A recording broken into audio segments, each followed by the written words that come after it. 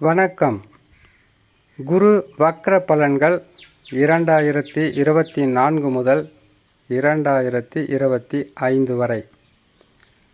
பொன்னவன், மன்னவன், பிரகாஸ்பதி, குரு பகவான், புத்திரக்காரகன், தனக்காரகன் என்று சொல்லக்கூடிய குரு பகவான் வக்ரம் பெறுகின்ற நாளாகப்பட்டது 15/10/2024 புரட்டாசி மாதம் 29ஆம் தேதி காலை 10 மணிக்கு வக்ரம் பெறுவார்.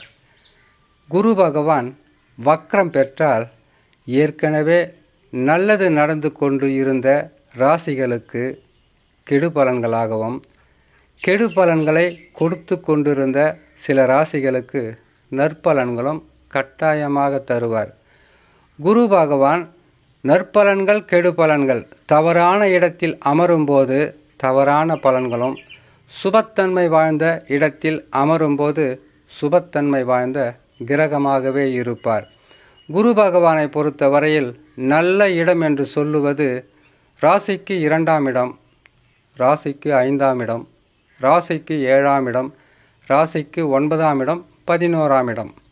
இதில் அதிகப்படியான நற்பலன்களை தர வேண்டுமென்றால் உங்களுடைய சொந்த ஜாதகத்தில் தசா வலிமையாக இருக்க வேண்டும். தசா வலிமையாக இல்லாவிட்டாலும் குரு பகவான் கொடுக்க வேண்டிய பலன்களை கட்டாயமாக கொடுப்பார். தசா என்பது கடுமையான பாதிப்புகளை தரக்கூடிய தசாக்களாக இருந்தால் படிக்கு பாதியாக குரு பகவானும் குறைப்பார்.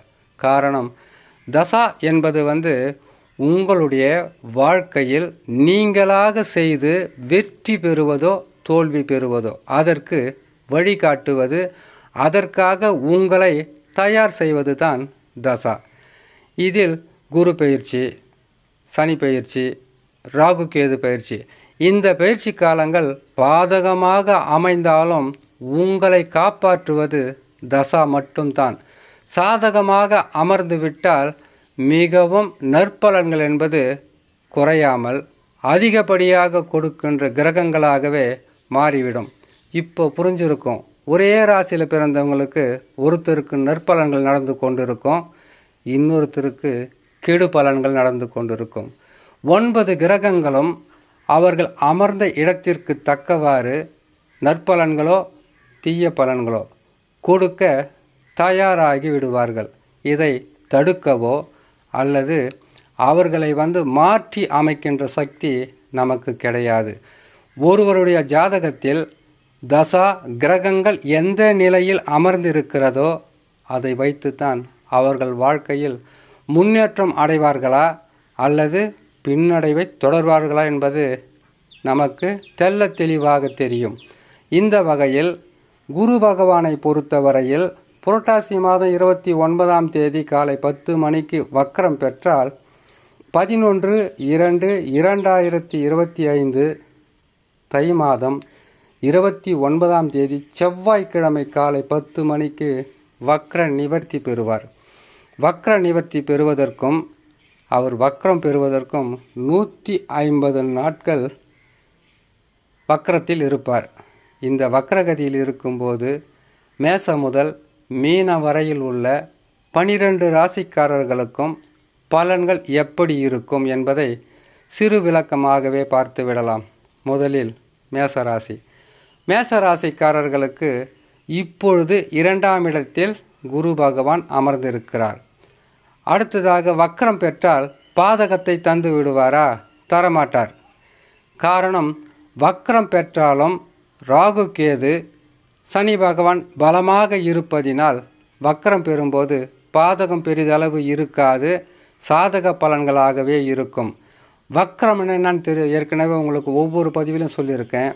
இது சூரிய பகவான் ஒரு கிரகம், சனியாக இருக்கட்டும், குருவாக இருக்கட்டும், செவ்வாய், சுக்கிரன், புதன், எந்த கிரகமாக இருந்தாலும் அந்த கிரகம் இருக்கின்ற இடத்திற்கு 5ஆம் ராசியில் சஞ்சாரம் செய்யும்போது வக்ரம் பெறுவார் என்பது அனைவருக்கும் தெரிந்த உண்மைதான். அப்படி வக்ரம் பெறும்போது சில ராசிக்காரர்களுக்கு கடுமையான பாதிப்புகளை தந்து விடுவார். ஆகையால் ஒவ்வொரு கிரகத்தினுடைய அசைவுகளையும் இந்த கிரகங்களுடைய மாற்றங்களையும் தெரிந்து கொண்டு அதற்கு தக்கவாறு கிரகம் சரியில்லை, நேரம் சரியில்லை என்று பொறுமையாக இருந்தால் பெரிதளவு பாதகமாக இருக்காது. ஜோதிடத்தை நம்புகிறவர்களுக்கு இது தெள்ள தெளிவாக புரியும். சரி, மேசராசிக்காரர்களுக்கு குரு பகவான் வக்கரம் பெற்றால் பாதகத்தை செய்ய மாட்டார், சாதகமான பலன்களாகவே இருக்கும். ஆனால் திடீரென்று உங்களுடைய வாழ்க்கையில் சிறு பின்னடைவுகள் என்பது கட்டாயமாக இருக்கும். காரணம், குரு பகவான் வக்கரம் பெறும்போது பின்னோக்கி நகருவார் என்பது ஜோதிட விதி. இருந்தாலும் மேசராசிக்காரர்களுக்கு பாதகமற்ற சிறப்பான பலன்களை தருவதற்கு 3 கிரகங்களும் தயாராக இருக்கும்போது குரு பகவானால் பெரிதளவு பாதகம் இருக்காது. இதனுடைய பதிவை தனிப்பதிவை போடுறோம், கேட்டு பயன்பெறுங்க. அடுத்ததாக ரிஷபராசி. ஜென்மத்தில் குரு பகவான் அமர்ந்தால் சும்மா சொல்லக்கூடாதுங்க. நானும் ஜென்மத்தில் எனக்கும் குரு பகவான் அமர்ந்தார். ஒரு வேளை தான், வார கணக்கில் சுற்றினாலும் அந்த வேலையே நடக்கிறதில்ல. அப்படி நடந்தாலும் அது பெரிதளவு வெற்றியாக இருக்காது.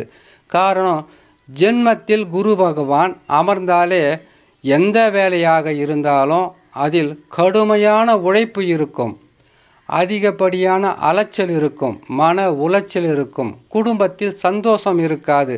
குரு பகவானா இப்படியெல்லாம் செய்கிறாரு என்கின்ற மாதிரி கஷ்ட நஷ்டங்களாகவே இருக்கும். வருமானம் என்பது நம்மளுடைய தேவைக்கு தக்கவாறு இருக்காது. அப்படி வருமானம் வந்துவிட்டால் இரட்டிப்பான செலவுகள் என்பது கட்டாயமாக இருக்கும். தொழிலில் பெரிதளவு வெற்றி பெற முடியாது. அதே மாதிரி வியாபாரத்திலும் சரி, பல பேரால் பல பிரச்சனைகள் வந்து கொண்டே இருக்கும். இப்படி ஜென்ம ராசியில் இருக்கும்போது அவர் பலன்களை கொடுத்து கொண்டு இருப்பார். வக்கரம் பெற்றால் ரிஷபராசிக்காரர்களுக்கு அப்படியே தலைகீழாக மாறிவிடும். பலன்கள் எல்லாமே உங்களுக்கு எளிய முறையில் எது செய்தாலும் வெற்றிகளை கொடுத்துவிடும். இது குரு பகவான் வக்கரம் பெறும்போது தரக்கூடிய பலன்கள். இதனுடைய பதிவை தனிப்பதிவை போகிறோம், கேட்டு பயன்பெறுங்க. மிதுன ராசி. மிதுன ராசிக்காரர்களுக்கு அதிர்ஷ்டம்தான் சொல்லணும். ஏன்னு கேட்டிங்கன்னாக்கா, குரு பகவான் வக்கரம் பெற்றால் புதனுக்கும் குருவுக்கும் பகை இல்லையா? அப்படி பகையாளியாக இருக்கக்கூடிய குரு பகவான் வக்கரம் பெறும்போது மிதுன ராசிக்காரர்களுக்கு இரட்டிப்பான நன்மை மட்டுமல்லாமல் திடீர் பொருள் சேர்க்கை, உங்களுடைய வாழ்க்கையில் வசதிகள் உருவாவது, குடும்பத்தில் சந்தோஷம் நிலைத்திருப்பது, நடக்காத எந்த விஷயமெல்லாம் நடக்காதுன்னு நினச்சிட்டிங்களோ அதெல்லாம் நல்லபடியாக நடக்கிறது, கிடைக்காதுன்னு நினச்சதெல்லாம் கிடைக்கிறது. இப்படிப்பட்ட சிறப்பான பலன்களை அள்ளி கொடுத்து விடுவார் குரு பகவான். இந்த வக்கர குரு பகவானால் மிதுன ராசிக்காரர்களுக்கு நற்பலன்கள் என்பது கட்டாயமாக இருக்கும். வக்கரம் பெறுகின்ற நாட்களாகப்பட்டது 150 நாட்களில் எதையாவது நற்பலன்களை செய்து சந்தோஷம் அடையலாம். இதனுடைய தனிப்பதிவை தனிவாக போடுறோம், கேட்டு பயன்பெறுங்க. கடகராசிக்காரர்களுக்கு குரு பகவான் வக்கரகதியில் அமர்ந்து விட்டால் எத்தகையான சிறப்பான பலன்களை தருவார்? ஏன்னு கேட்டிங்கன்னாக்கா, அதிகமாக பயந்துக்கிட்டு இருக்கிறது கடகராசிக்காரர் தான். கடகராசிக்காரர்களுக்கு உடனுக்குடனான பாதகங்களை சனி பகவான் செய்வார், ராகு கேது செய்வார். ஆனால் கடகராசிக்காரங்க குரு 11 இருக்கிறாருன்ற சந்தோஷத்தில் இருக்காதீங்க, கொஞ்சம் பயத்தோடவே இருக்கணும். ஏன்னு கேட்டிங்கனாக்கா, அஷ்டமத்தில் சனி இருக்கும்போது கஷ்டங்கள் இல்லாமல் இருக்காதுன்னா 2.5 வருஷம்தான், 25 மாதம் உங்களுக்கு 2.5 வருஷத்துல 30 மாதத்தில் 25 மாதமாக கடுமையான போராட்டங்களை கொடுத்து விட்டு அதற்கப்புறம் 5 மாதத்தில் இன்னும் அதிகமான போராட்டமாக இருக்கும். ஏன்னு கேட்டிங்களானாக்கா, ராகு பகவான பயிற்சி ஆகி 8ல் உக்காந்துருவார். 8ல் அவர் அமரும்போது 2 கிரகங்களுமே சேர்ந்து கடுமையான பாதிப்புகளை கொடுத்து விடும். இந்த குரு பகவான் வக்கரம் பெறும்போது பாதகம் இருக்காது, கஷ்டங்கள் இருக்காது. சிறு பின்னடைவுகள் இருந்தாலும் உங்களுக்கு உடல் ரீதியாகவும் குடும்பத்தில் சில பிரச்சனைகளும் வரவேண்டிய காசு பணம் என்பது தடைப்படுவதும் இப்படிப்பட்ட சிறு பாதகமாக தான் இருக்கும். பயம் எதுவும் வேணாம். முன்னெச்சரிக்கை பதிவு என்பதனால் மிக கவனமாக கேட்டுக்கணும் கடகராசிக்காரங்க. சிம்ம ராசிக்காரர்களுக்கு குரு பகவான் வக்கரம் பெறும்போது நற்பலன்களை அதிகமாக செய்வார். காரணம், அவர் வக்கரம் பெற்றால் பின்னோக்கி செல்லும்போது 10ஆம் இடத்தில் இருந்து பல வகையான கஷ்டங்களை கொடுத்து வந்த இந்த குரு பகவான் வக்கரம் பெற்று மிகவும் சிறப்பான பலன்களை தருவார். சிம்ம ராசிக்காரர்களுக்கு குரு பகவான் நட்பு கிரகமாக இருந்தாலும் அவர் பின்னோக்கி செல்லும்போது பாதகங்கள் குறைந்து சாதக பலன்கள் என்பது அதிகப்படியாகவே கிடைத்து அனைத்து வகையான நற்பலன்களும் செய்ய தயாராகி விடுவார். அடுத்ததாக கன்னிராசி. கன்னிராசிக்காரர்களுக்கு குரு பகவான் வக்ரம் பெற்றால் பாதகத்தை தருவாரா, சாதகமான பலன்களை தருவாரா? பாதகமில்லாத சிறப்பான பலன்களை தருவார். மிதுனம் கன்னிராசிக்காரர்களுக்கு குரு பகவான் பாதக நிலையில் அமரும்போது உங்களுக்கு பாதக பலன்களை தந்த இதே குரு பகவான் தான் வக்ரம் பெற்றால் ஒரு சிலருக்கு திடீர் அதிர்ஷ்டசாலிகளாக கூட மாறக்கூடிய அமைப்பில் அமர்ந்து விடுவார். ஏன்னு கேட்டிங்களேனாக்கா, புதனுக்கும் குருவுக்கும் பகை கிரகம் வக்ரம் பெறும்போது சிறப்பான பலன்களை அள்ளி கொடுக்க தயாராகிவிடும். கன்னி ராசிக்காரர்களுக்கு குரு பகவான் வக்ரம் பெறுவது 150 நாட்கள்.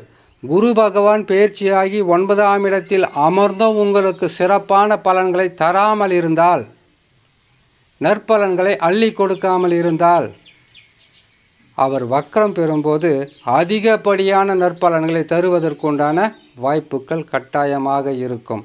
இதனுடைய பதிவை தனிப்பதிவாக போடுறோம், கேட்டு பயன்பெறுங்க.